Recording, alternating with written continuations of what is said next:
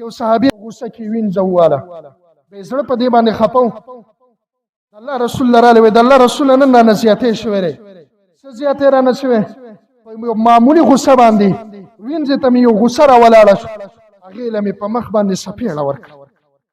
اوس مې زړه را تسلی نه کوي په دې عمل باندې خپایم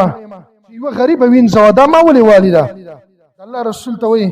الله رسول دې شي اراده مې چې دا آزاد الله رسول ورته وی د سې اراده لري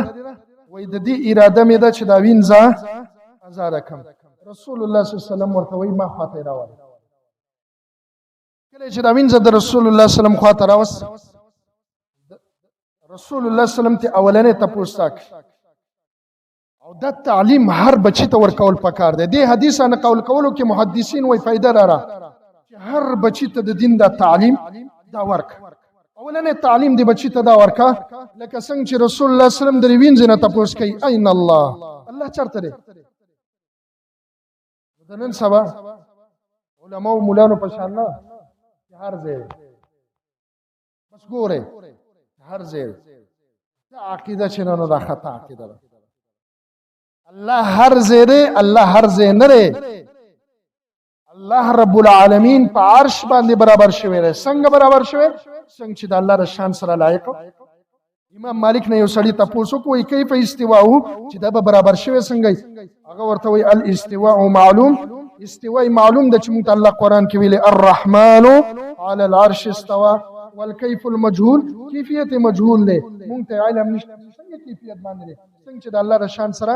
لایق دی ته بس ځان ته مخلوق ته ډیر لاندې سړی ته په مخلوقاتو کې ډیر لاندې مخلوق ته به د خپل ځان تشبیه د عظیم رب سره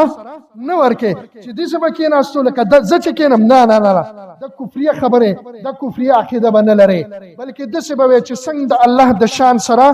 لایق او مناسب را څنګه چې د الله د شان سره لایق او مناسب را زمونږ رب پاراش باندې برابر شوی دی څنګه چې د هغه شان سره لایق او مناسب را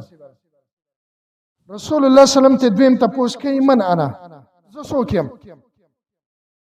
وای انت رسول الله صلی الله علیه وسلم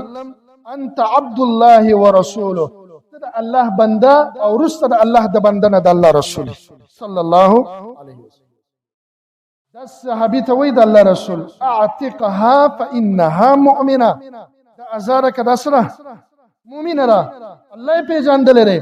رسول الله صلی الله علیه وسلم پیژندل لري او چې الله او رسول الله صلی الله علیه وسلم پیژندلو